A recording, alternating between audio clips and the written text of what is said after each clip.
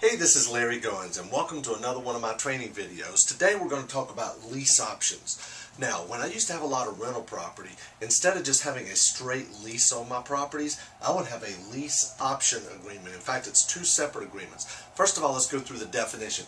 Now, lease, I think we all know what that is. It's a rental agreement that gives you the right to occupy a property as long as you abide by the terms and conditions of that lease and as long as you pay your monthly rent on time, okay?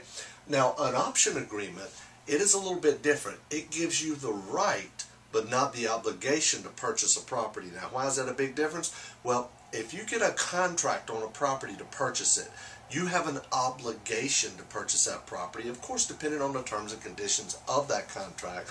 But an option agreement gives you the right to purchase a property, but if you fail to purchase that property and the option agreement expires, then you simply lose your option agreement and you walk away and you don't owe anything else, okay? That's what I mean by it gives you the right but not the obligation to purchase a property. Now, a couple of quick things. When you're buying on lease option, you want to have one agreement that's all together, your lease and your option. If you are selling, okay, you want to have two separate agreements, and that's what we do. When I used to have a lot of rental property, I would do a lease option agreement, but it was two separate agreements. That way they felt more like they were a homeowner and they took better care of the property and they anticipated closing on it. Now, in the real world, the reality of it is not a whole lot of them actually end up following through with the lease option, okay? Not a whole lot of them do end up doing that. But why do we want to have two separate agreements? Well, number one, if you ever had to go into a court to evict one of your tenants and you had a lease option, now the judge is going to look at that lease option agreement. If you have one agreement and your lease and your option are the same, then the judge is going to see this and the judge is going to say this person may have equitable interest in the property, and the judge may make you go through foreclosure just to get possession of your property back. However, if you have a separate option agreement and a separate lease agreement, you're only bringing your lease agreement into the eviction court, okay? Now, even if the judge found out about this option, in the option agreement, it refers to the existing lease agreement, and it states that if the lease is ever delinquent or any terms and conditions of the lease are not followed, then this option agreement is null and void.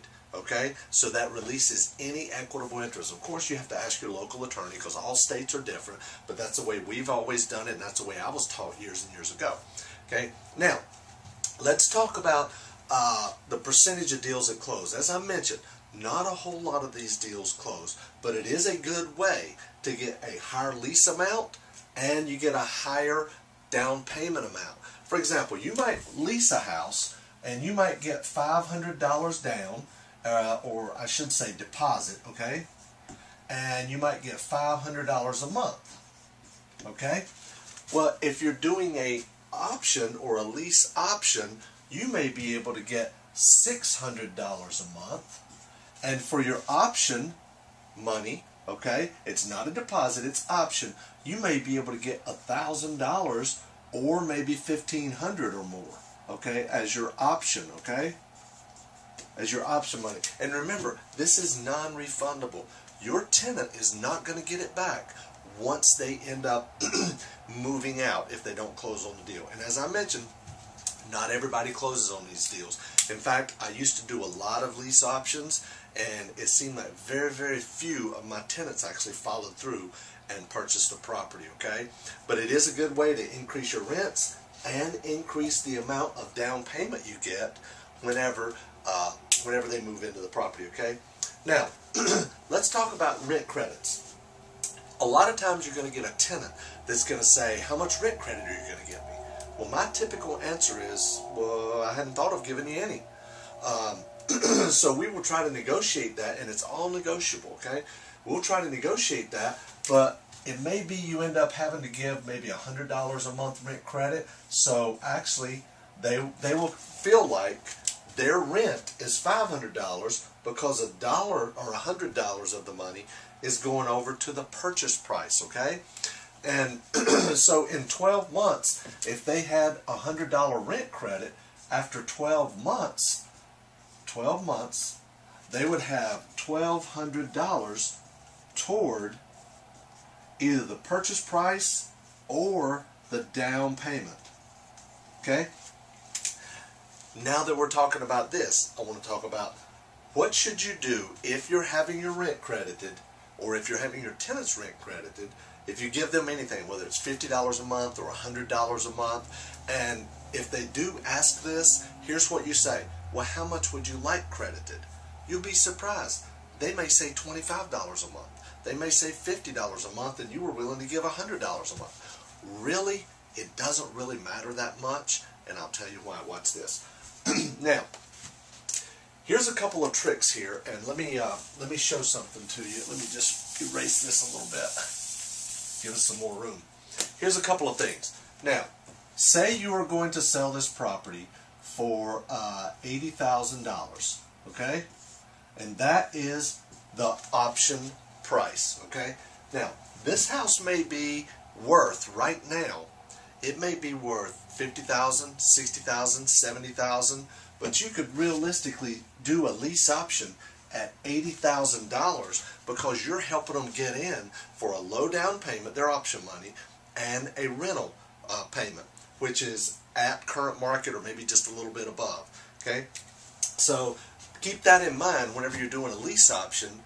You can always get more money on your purchase price. Now, let's say it's a 3-year lease. Okay, so they have 3 years to exercise this option at $80,000. Now, in a perfect world, this house, say it's worth $60 right now, it will be worth $70, $80, maybe even $90,000 by the time they exercise their option. Now, who knows in today's market? I mean, prices go up and down, and we've seen a lot of things go on here lately. But anyway, say their option price is $80,000. Now, what's going to happen is if they exercise this option, they will be paying $80,000. Now, if we had $100 a month rent credit, okay, times 36 months equals $3,600. Okay? Now that would come right off of this. Right? That would come right off of this. Now, that's if you had the rent credit go toward the purchase price. Okay? Here's a couple of little tricks that I learned a long time ago that I think you'll like. If you want to sell the property, okay? If you really do want to sell the property and you want to get rid of it, you want them to close on it, you make the rent credit go toward the down payment. Okay? If you want to keep it, you want to make it go toward the purchase price. Now, why is that? Look at this. If after 3 years, okay, they've paid you on time, they've paid $600 a month, $100 went toward rent credit, they have lowered their purchase price from $80,000 to $80,000 minus $3,600, okay, which is basically $76,400, okay. So now their purchase price is $76,400, all right. Now, but check this out, they have no equity. They have to, if they exercise this option and purchase this property, they have to either get 100% financing, which as we know it's very tough to do in today's market, or they've got to come up with an additional down payment money somewhere. Say they qualify for 90% financing. They have to come up with $7,640 down. That's the down payment that they have to come up with, plus closing costs. Now, if you really want to sell the property, okay, you make this go toward the down payment, okay? The down payment. So let's check this out. Same $80,000, okay? Same $80,000 purchase price, but if it went toward the down payment, okay, and that's $3,600, now their balance is $76,400. But the purchase price is still $80,000, okay? They have 5% equity, okay? They have 5% equity in the property already, almost 5%. Okay, so they have almost 5% equity in the property. If they can get a 95% loan, then all they have to do is come up with another with their closing cost. Okay, does that make sense? So if you want to sell the property, you make it go to the down payment. So now their total purchase price is $76,400. But if you if you want to keep the property, you do that. But if you really want to sell the property, you want to make sure that it goes to the down payment. Their purchase price stays the same. It stays $80,000. But then the $3,600 is going to what they owe you, so it gives them some equity there. Now they have $3,600 in equity. And there again, if they walk away from the lease, if they walk away from it, then you don't owe them any of the $3,600 back, and you don't owe them the $1,000 or $1,500 or whatever it is that you took as a option fee. Okay, if that makes sense. Now, another thing you can do is, on your lease options, you can actually assign them. Now, what could you do with that? Say you purchased a property. Say you purchased a property for $50,000. Okay, $50,000. That was your purchase price. My purchase price. Okay, and then say we put a lease option tenant in this property at $80,000, okay? $80,000. And this is my lease option price. Now, what I can do is I can put this lease option tenant in here. I purchase it for $50,000. I'm selling it on a lease option for $80,000, and I have a lease option tenant in here. I can take this agreement and I can go to another investor and say, here is a house that already have a lease option tenant in it. They're going to either close on it and within 3 years at $80,000, or you'll still have the house and you can rent it out to someone else or do another lease option, and I will take $10,000 for this. So you could really sell this whole deal, put together this deal, and assign your part of the agreement, your part of the option and the lease, to a buyer and sell this property. And so now they step into the place of the landlord, okay, and they're collecting the rents every month. And then in 3 years, if the person closes, and I've already told you that not a big percentage of them do, then, but if it does, then they will collect the $80,000, and they'll have made their difference between what you sold it for and the $80,000, okay? Now, you can also do a sandwich lease option. Let's talk about that for a second. A sandwich lease option. A sandwich lease option is, say I'm leasing this property for $500 a month, okay? Now this is my lease option, okay? And my option price is $60,000. All right? This is mine, okay? Now, I could go in here and I've leased it for this, and I option it at $60,000, all right? And say my lease, say mine is for 3 years. So here's what I'm going to do. I'm going to go in and find somebody that'll pay me $700, okay? And I'm going to make their purchase price $80,000, okay? And I'm going to set it up for 2 years. So at the end of 2 years, all right, at the end of 2 years, see, during this time I'm making $200 a month, all right?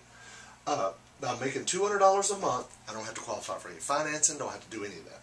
So I'm making $200 a month, plus at the end of 2 years, if they purchase the property, okay, if they purchase the property, then then I end up cashing out $20,000. Now, I may even be able to get, say I'm able to get a $150 a month rent credit, and say I'm getting $100 a month rent credit. I'm actually even making more money on that as well. I'm making another $50, okay? It's not a lot, $600 a year, but every little bit adds up over 2 years, okay? It's $1,200 bucks. So anyway, That's the way that you can do a sandwich lease option as well. So I hope you really enjoyed this lesson on lease options and all the different ways you can use them.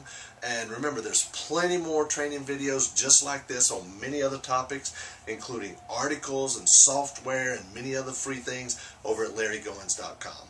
Thanks a lot, and I appreciate it. Have a great day.